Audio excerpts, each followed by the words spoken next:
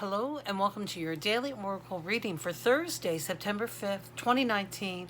I'm Linn the Lightworker, and I'm so glad you're here with me. Let's jump into the cards. We've got a lot of powerful messages coming in. So the first couple of cards that came up from our Wild Unknown deck is the number 2, the High Priestess, and also the number 18, the Moon.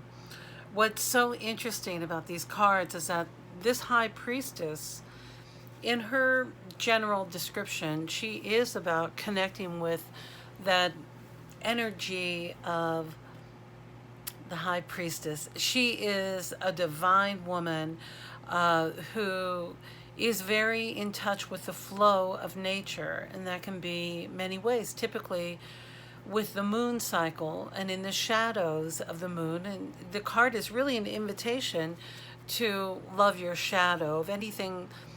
What do I mean by the shadow? The shadow self that comes up, it could be some of our ugliness. Our ego can be part of our shadow. Our fears, feeding our fears, can be our shadow by really looking at what makes us afraid or where some old wounds lie that need to be healed. And also what can lead to the shadow is doing a little bit deeper work. I call it soul recovery work, when we're able to uncover a history or a pain from a trauma that happened a while ago, and it's left this like imprint, or I like to call it like a blot echo, which is what a scientific term they use with earthquakes. But it is like this echo that comes up from this old wound. And it can be a real positive thing if you have consciousness around this wound to be able to go in and heal it. And with this companion card of the moon that comes up, it just confirms that we're still, what are we at? Like a quarter of the new moon before we had the new moon last week. And now we're slowly approaching our full moon, which will be in less than 2 weeks. So there's still just a sliver of light being shown onto these shadow parts of ourselves.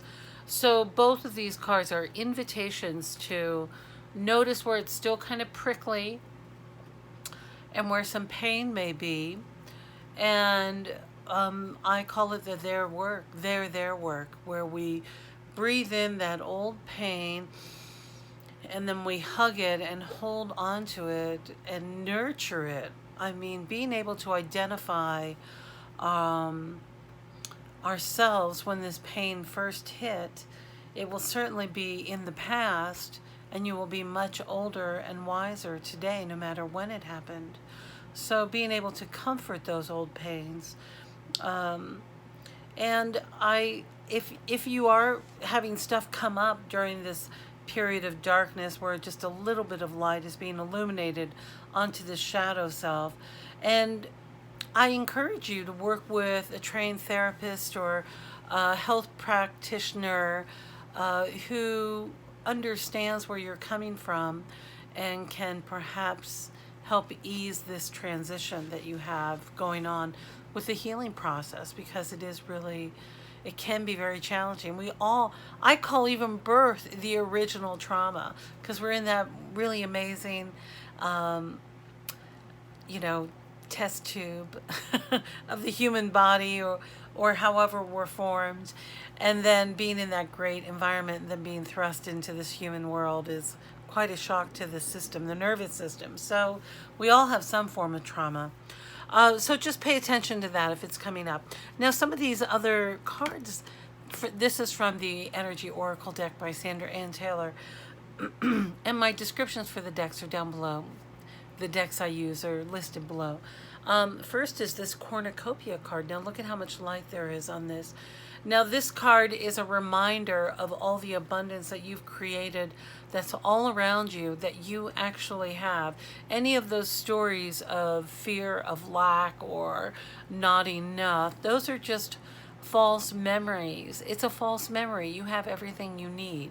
So pay attention to your harvest and what your bounty is, because Spirit's saying you've got so much around you.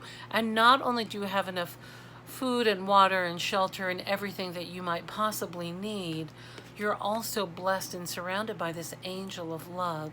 So remember that this divine angelic being, however you identify with whatever that angel of love is with you and is waiting to receive you in her glorious open arms. Now this can lead to, I know we keep getting all this new love, but I really am feeling that love is in the air. Some of my astrology friends mentioned that there's a conjunction coming up with Jupiter and Venus, and I only kind of know what that means. I'm not an expert, so check it out. Like, let's just be open to love. But ideally, the first cup of love you must fill is your own, and drink from this and love yourself. Love your flaws. Love your shadow. Oh my gosh, that's our next card. Love your shadow. But that's really it. If this darkness is coming up and you're being reminded of a past pain or trauma or whatever you're going through, be sure to invite this angel of love in to help protect you. I'm hearing some things might not have gone as expected. And remember, we had the Wheel of Fortune card yesterday, right? Or the day before, recently, which means things are still in motion. And when spirit delays or the universe doesn't deliver on whatever we believe is our time, that's just divine timing working out. And we have to trust that that is in our best interests.